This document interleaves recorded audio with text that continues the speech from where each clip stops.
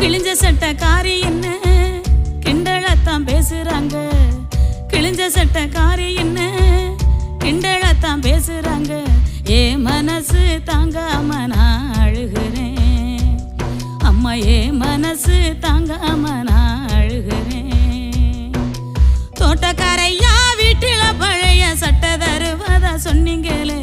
தோட்டக்காரையா வீட்டில பழைய சட்டை தருவதா சொன்னீங்களே.